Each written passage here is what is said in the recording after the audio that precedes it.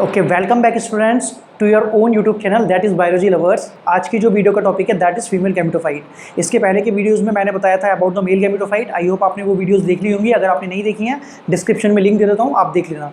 तो आज हम बात करने वाले हैं अबाउट द फीमेल गैमेटोफाइट। ठीक है, तो सबसे पहले आपको बता देता हूँ कि जो हमने फ्लावर देखा था, फ्लावर के अंदर टू पार्ट्स थे।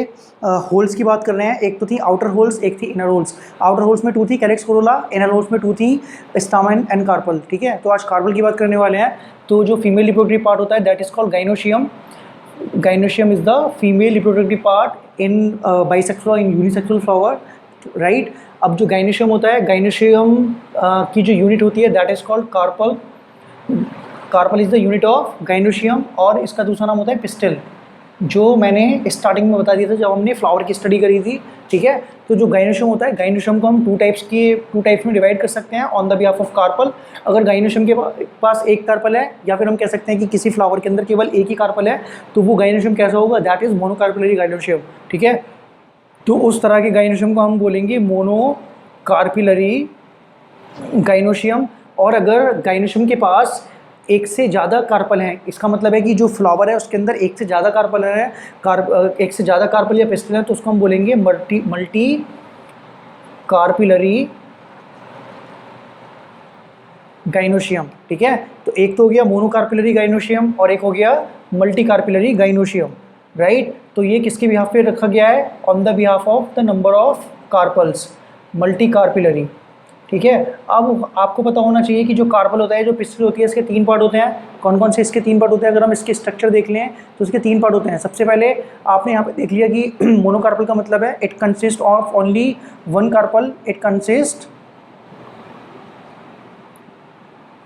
Consist only one carpel, that's why it is called monocarpellary. And it consist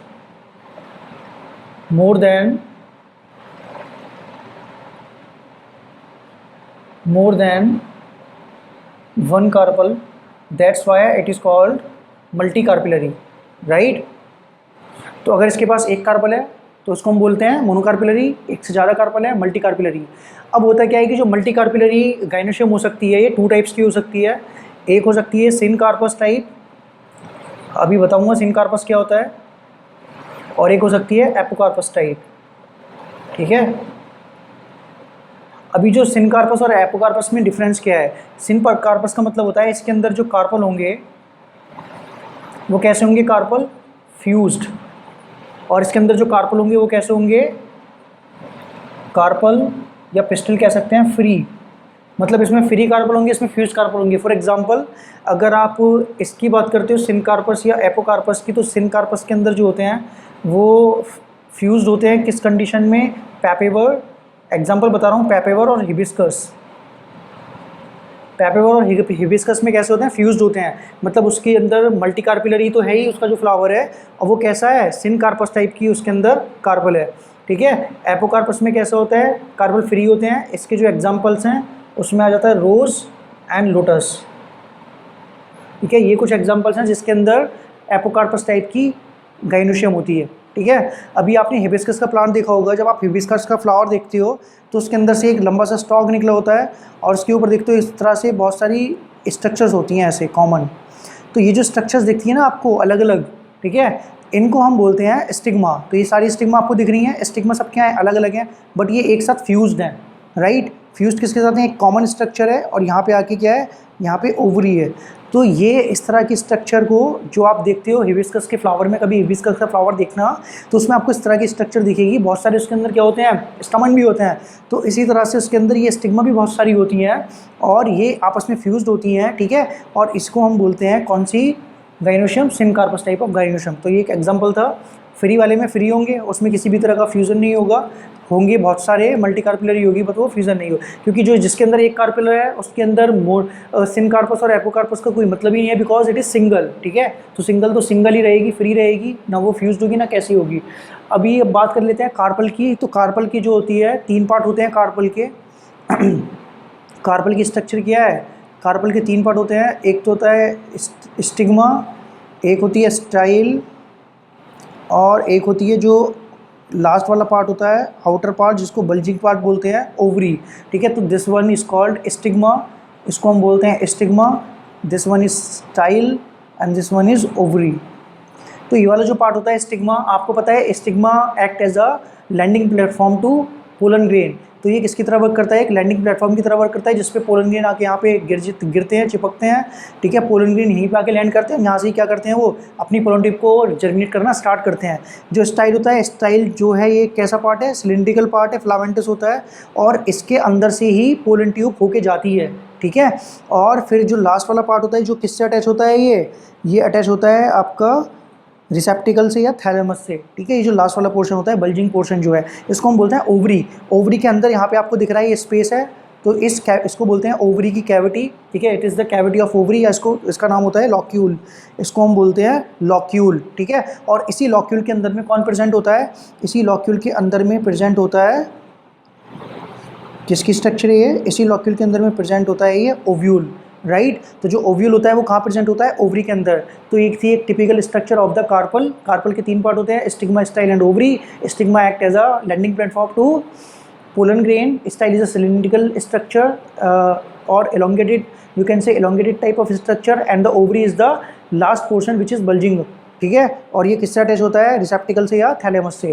तो ये टिपिकल स्ट्रक्चर होती है कार्पल की, या कार्पल का दूसरा नाम क्या है, पिस्टिल, राइट। अब हम बात करेंगे कि किस तरह से इसके अंदर ये जो ओव्यूल होता है उसकी क्या कंडीशन होती है, ओव्यूल की, ओव्यूल कहाँ से अटैच होता है, ओव्यूल के कौन कौन से पार्ट होते हैं, और ओव्यूल के अंदर क्या होता है, ठीक है। तो फटाफट से उसको देख लेते हैं। ओव्यूल की बात कर रहे थे, तो ओव्यूल की स्ट्रक्चर कुछ इस तरह की होती है, और इसके अंदर ये आपको दिख रहे हैं, ये इनको बोलते हैं इंटेग्यूमेंट्स। तो जो मोस्टली एंजियोस्पर्म्स में जो ओव्यूल्स होते हैं वो बाइटैगमिक होते हैं। बाइटैगमिक का मतलब होता है इनके अंदर 2 इंटेग्यूमेंट्स होते हैं, outer integuments and inner integuments. और ये जो इंटेग्यूमेंट्स होते हैं ये बाइटैगमिक टाइप का ओव्यूल है, इसके अंदर 2 इंटेग्यूमेंट्स हैं, एक है इनर की तरफ, एक है बाहर की तरफ। और ये जो इंटेग्यूमेंट होते हैं ये सपोर्ट प्रोवाइड करते हैं, प्रोटेक्शन प्रोवाइड करते हैं टुवर्ड्स द एम्ब्रियो सैक, ठीक है। और ये क्या प्रोवाइड करते हैं, ये प्रोटेक्शन प्रोवाइड करते हैं फीमेल गैमेटोफाइट को, जिसको हम बोलते हैं एम्ब्रियो सैक। तो एम्ब्रियो सैक को हम क्या बोलते हैं, फीमेल गैमेटोफाइट भी बोलते हैं। और आपको यहाँ पे दिख रहा होगा कि इसका जो ये वाला पोर्शन है, ये पोर्शन अटैच होता है प्लासेंटा से, ठीक है। इस पोर्शन को हम बोलते हैं फ्यूनिकल। जो पोर्शन प्लासेंटा से अटैच है इसको हम बोलते हैं फ्यूनिकल, बोलते हैं इस पोर्शन को। और जो ये पोर्शन है, ठीक है, अगर हम इसको देखें तो ये पोर्शन हो गया एक तो ओव्यूल का, और एक पोर्शन हो गया ये वाला। तो ये जो पोर्शन है जो प्लासेंटा से अटैच है उसको हम बोलते हैं फ्यूनिकल, और फ्यूनिकल ओव्यूल की बॉडी से अटैच होता है, इसको हम बोलते हैं ओव्यूल की बॉडी। इस पोर्शन को, यहाँ पे जो पोर्शन है ये, इसको हम बोलते हैं हाइलम। क्या बोलते हैं इसको स्टूडेंट्स, हाइलम। तो जो फ्यूनिकल है वो इस ओव्यूल से अटैच है with the help of hilum, ठीक है। वो पॉइंट जहाँ से फ्यूनिकल इस ओव्यूल से अटैच है उसको हम बोलते हैं हाइलम। अब होता क्या है, इस ओव्यूल के जो मेन पार्ट होता है, ओव्यूल का जो मेन पार्ट होता है उसके अंदर क्या होती है, ग्रुप ऑफ सेल्स या मास ऑफ सेल्स, ठीक है। सेल का बहुत बड़ा मास होता है, क्लस्टर बोल सकते हैं, वही इस न्यूसेलस, इसका ओव्यूल का मेन पार्ट होता है, और उन सेल्स को हम बोलते हैं न्यूसेलस। तो यहाँ पे बहुत सारी क्या होती है, यहाँ पे बहुत सारी सेल्स होती हैं जिनको हम बोलते हैं न्यूसेलस। और जो न्यूसेलस सेल्स होती हैं डिप्लॉइड होती हैं, होमोजीनस होती हैं, ये अनडिफ्रेंशिएटेड होती हैं, और ये बाद में जाके पैरेन्काइमेटस सेल्स हो जाती हैं। इनके अंदर बहुत ज़्यादा अबंडेंट अमाउंट में फूड स्टोर होता है इनके अंदर, ठीक है। इसको हम बोलते हैं न्यूसेलस। न्यूसेलस हमने पढ़ा था जब हमने माइक्रोस्पोरोजेनेसिस पढ़ी थी, उसमें भी पढ़ा था। और इनको हम बोलते हैं इंटेग्यूमेंट्स। और जो ओव्यूल होता है, ओव्यूल का दूसरा नाम क्या होता है, ओव्यूल का दूसरा नाम होता है, ये है स्ट्रक्चर ऑफ ओव्यूल। ओव्यूल का जो दूसरा नाम है, इसका दूसरा नाम होता है इंटेग्यूमेंटेड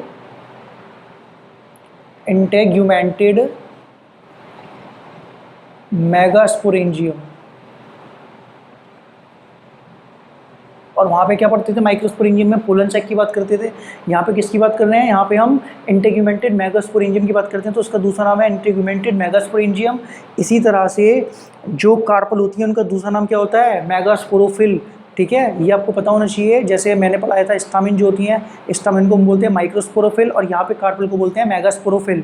और यहाँ पे जो आपको ये दिख रहा है पोर्शन इंटेग्यूमेंटेड मेगास्पोरेंजियम, इसके अंदर इंटेग्यूमेंट्स होते हैं, इसकी वजह से इसको बोला जाता है इंटेग्यूमेंटेड मेगास्पोरेंजियम।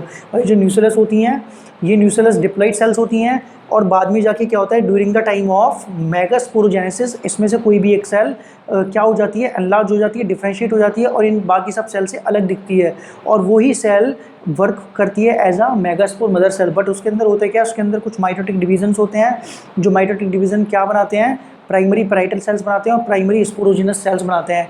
जो प्राइमरी स्पोरोजिनस सेल्स होती है वो वर्क करती है as a megaspore mother cell, और उसके अंदर फिर मियोटिकली डिवीजन होता है, और मियोसिस करने के बाद में वो मेगास्पोर्स बनाती है 4, और उसमें से 3 डिजेनरेट हो जाते हैं और एक ही फिर वापस से माइटोटिकली डिवीजन करके final female gametophyte embryo sac बनाता है। ठीक है, तो ये तो टिपिकल स्ट्रक्चर थी ओव्यूल की। अभी ओव्यूल के अंदर जो ये वाला पोर्शन आपको दिख रहा है जो कि क्लोज्ड एंड है, इसको हम बोलते हैं चैलेजा एंड, इसको बोलते हैं चैलेजा एंड। और ये जो पोर्शन दिख रहा है आपको जो ओपन है जहाँ से पोलन ट्यूब एंटर करती है, इस पोर्शन को हम बोलते हैं micropyle and, micropyle and. I hope कि आपको ये समझ में आ रहा होगा। तो ये इसका पोर्शन हो गया, इसके अंदर इंटीग्यूमेंट्स हो गए, इसके अंदर न्यूक्लियस हो गए, जो mass of cells and differentiated cells हैं, पैरेन्काइमेटस टाइप होती हैं, इनके अंदर मोस्ट अबंडेंट फूड एब्जॉर्ब होता है, बिकॉज जब फीमेल गैमेटोफाइट डेवलप होता है तो उस टाइम पे ये सारे के सारे न्यूक्लियस को यूटिलाइज कर लेता है। ठीक है, और यहाँ पे ये जो ओपनिंग है इसको बोलते हैं माइक्रोपाइल एंड, जहाँ से पोलन ट्यूब अंदर की तरफ जाती है, जिसके अंदर मेल गैमेट्स होते हैं जो फीमेल गैमेट के साथ फ्यूज करके फर्टिलाइजेशन करते हैं। ठीक है, और ये इंटीग्यूमेंट्स होते हैं, इंटीग्यूमेंट्स इनर होता है, आउटर होता है, ये क्या करते हैं, इसको प्रोटेक्शन प्रोवाइड कराते हैं। इसके अंदर जो एम्ब्रियो सैक यानी कि फीमेल गैमेटोफाइट होती है, और जो फ्यूनिकल होता है इसका पार्ट फ्यूनिकल प्लासेंटा से अटैच होता है, और फ्यूनिकल का जो पार्ट है, जो फ्यूनिकल है वो इस ओव्यूल के बॉडी से अटैच होता है with the help of hilum. ठीक है, तो जब आपने सीड देखा होगा तो जो सीड होता है स्पेशली, अगर हम इसको देखें यहाँ से एक सीड की स्ट्रक्चर ऐसे ड्रॉ कर दें, ये देखिए, तो ये जो पोर्शन दिखेगा इस तरह का सीड होता है बीन शेप। तो यहाँ पे जो आपको स्कार दिखता है ना, स्कार जहाँ से सीड वाटर एब्जॉर्ब करता है, ठीक है, एयर एब्जॉर्ब करता है, जब वो मैच्योर होने वाला होता है, जब वो जर्मिनेट करने की पोजीशन में होता है, तो वो यहाँ से ही अपना मैच्योरेशन करता है वाटर का, एयर का। ठीक है, और यहाँ पे स्कार होता है, तो इसी पोर्शन को हम बोलते हैं हाइलम। तो ये एक टिपिकल स्ट्रक्चर थी ओव्यूल की। अब नेक्स्ट में हम बात, और ओव्यूल के बारे में मैंने आपको बता दिया। ओव्यूल इंटीग्यूमेंट्स के बिहाफ पे ओव्यूल जो होते हैं 3 टाइप्स के होते हैं, एक तो होते हैं बाईटैग्मिक, एक होते हैं यूनिटैग्मिक। यूनिटैग्मिक ओव्यूल्स वो होते हैं जिनके अंदर केवल एक ही इंटीग्यूमेंट्स होते हैं। बाईटैग्मिक में 2 इंटीग्यूमेंट्स होते हैं, और एक होते हैं एटैग्मिक। एटैग्मिक वो होते हैं जिनमें कोई इंटीग्यूमेंट्स नहीं होता। ठीक है, तो on the behalf of integuments, right. और जो ओव्यूल होते हैं आपने देखा होगा किसी में केवल 1 ओव्यूल होता है। 1 ओव्यूल के जो एग्जांपल है उसमें आ जाता है वीट के अंदर 1 ओव्यूल होता है, और एक आ जाता है मैंगो। भाई जिसके अंदर जितने सीड्स हैं इसका मतलब है उसके अंदर उतने एम्ब्रियो हैं। ठीक है, और दूसरी तरफ अगर हम देखें किसी के अंदर अगर एक से ज़्यादा ओव्यूल्स हैं, मोर देन 1 ओव्यूल है, मोर देन 1 ओव्यूल, तो उसमें आ जाते हैं, जैसे आप पपाया देख लो जिसके अंदर भी बहुत सारे हैं, पपाया हो गया, ऑरेंज हो गया, ठीक है, और वाटरमेलन हो गया। तो ये सब क्या है, ये सब एग्जांपल हैं जिसके अंदर एक से ज़्यादा ओव्यूल है, मतलब उतनी ज़्यादा सीड्स है ना, तो उतनी बारी उसके अंदर पोलन ट्यूब जाके गए हैं, उतनी बारी फर्टिलाइजेशन हुआ है, उतनी ज़्यादा उसके अंदर ओव्यूल्स थे। तो ये एक टिपिकल स्ट्रक्चर थी ओव्यूल की। आई होप यहाँ तक आपको समझ में आ गई होगी। अब हमें नेक्स्ट उसमें पढ़ना है मेगास्पोरोजेनेसिस, जिसके अंदर मैं आपको बताने वाला हूँ कि किस तरह से जो न्यूक्लियस सेल्स होती हैं वो आगे जाके मेगास्पोरोजेनेसिस के थ्रू फाइनली एम्ब्रियो सैक बनाती हैं, फीमेल गैमेटोफाइट बनाती हैं। Okay, welcome back friends. तो हम बात करने वाले हैं मेगास्पोरोजेनेसिस की। ठीक है, तो मेगास्पोरोजेनेसिस के बनाने से पहले मैं आपको बता देता हूँ, मैंने आपको स्ट्रक्चर बताई थी ओव्यूल की, जिसमें हमने पढ़ा था कि जो ओव्यूल होता है वो बाईटैग्मिक हमने पढ़ा था। मोस्टली जो एंजियोस्पर्म्स होते हैं उसमें बाईटैग्मिक ओव्यूल होता है। तो इसके अंदर हमने यहाँ पे देखी थी बहुत सारी ग्रुप ऑफ सेल्स जिनको हमने बोला था न्यूक्लियस। और अब मैं आपको बताने वाला हूँ कि किस तरह से उसमें से जो न्यूक्लियस सेल्स होती हैं वो मेगास्पोरो मदर सेल बनाती हैं, और फाइनली मेगास्पोरो मदर सेल मेगास्पोरोजेनेसिस के थ्रू क्या बनाती हैं, एम्ब्रियो सैक बनाती है, जो फाइनल प्रोडक्ट होता है। ठीक है, तो आज का जो हमारा टॉपिक है वो है मेगास्पोरोजेनेसिस। अब वो मेगास्पोरोजेनेसिस के वर्ड से ही आपको पता चल रहा है मेगास्पोरोजेनेसिस का मतलब क्या है। मेगास्पोरोजेनेसिस का मतलब है कि इसके अंदर प्रोडक्शन हो रहा है मेगास्पोर्स का। तो the process of production of megaspores with the help of meiotic division from the megaspore mother cell is called megasporogenesis, right. तो मेगास्पोरोजेनेसिस को स्टार्ट करने से पहले हम यहाँ पे कुछ देख लेते हैं कि जो मेगास्पोर मदर सेल्स होती हैं वो कैसे बनती हैं। तो यहाँ पे बहुत सारी सेल्स का ग्रुप है, अनडिफ्रेंशिएटेड सेल्स हैं, सारी एक जैसी हैं, होमोजेनस हैं, और किस काइंड की हैं, ये पैरेन्काइमेटस टाइप की हैं, जो बहुत ज़्यादा फूड को रिजर्व करके रखती हैं अपने अंदर, ठीक है। मोस्ट अबंडेंट अमाउंट में फूड रिजर्व होता है इनके अंदर। सेम कंडीशन में हमने देखा था in the microsporogenesis, microspore mother cells के केस में। अब इसमें से कोई भी एक सेल्स क्या होगी, एनलार्ज हो जाएगी, ठीक है। इसमें से कोई भी एक सेल डिफ्रेंशिएट होना स्टार्ट होती है और वो एनलार्ज हो जाती है। और एनलार्ज वो किस पॉइंट पे होती है, माइक्रोपाइल एंड पे होती है, ठीक है। अब ये एनलार्ज सेल्स क्या करेगी अब ये जो एनलार्ज सेल्स होती है ये मियोटिकली डिवाइड करती है। अब यहाँ पे बना देता हूँ मैं, ये एक एनलार्ज सेल्स है, ये मियोटिकली डिवाइड कर रही है और ये 2 टाइप्स की सेल बना रही है, ठीक है। एक तो बना रही है ये पैराइटल सेल्स, एक तो बना रही है प्राइमरी पैराइटल सेल्स, एक तो क्या बना रही है ये प्राइमरी पैराइटल सेल बना रही है ये, और ये दूसरी बना रही है primary sporogenous sales, primary sporogenous sales. अब यहाँ पे क्या दिख रहा है आपको, ये है न्यूसिलस, ठीक है। अब यहाँ पे जो ये प्राइमरी स्पोरोजिनस सेल्स है, और इस सेल्स को हम स्पेशली बोलते हैं क्योंकि न्यूसिलस सेल्स तो सारी की सारी होमोजिनस हैं। जब न्यूसिलस सेल्स में से कोई भी एक सेल एनलार्ज हो जाती है, डिफ्रेंशिएट हो जाती है, ठीक है, अभी तक हम अनडिफ्रेंशिएटेड थी, तब हम इसको बोलते हैं आर्कीस्पोरियल सेल्स। क्या बोलते हैं इसको, आर्कीस्पोरियल सेल। और ये जो आर्कीस्पोरियल सेल होती है ये माइटोटिकली डिवाइड करती है और टू काइंड्स की सेल बनाती है। एक तो होती है प्राइमरी पैराइटल सेल्स, एक होती है प्राइमरी स्पोरोजिनस सेल्स, ठीक है। जो प्राइमरी पैराइटल सेल्स होती हैं और जो प्राइमरी स्पोरोजिनस सेल्स होती हैं, इसमें से जो ये वाली सेल्स होती हैं ये एक्ट करती हैं, directly act as a megaspore mother cell, ठीक है। ये बिल्कुल मेगास्पोर मदर सेल की तरह वर्क करती हैं। अब इस सेल को हम यहाँ पे ले लेते हैं, तो ये हमारी सेल हो गई, इसको हम क्या बोलते हैं, मेगास्पोर मदर सेल, ठीक है, डिप्लॉइड सेल है।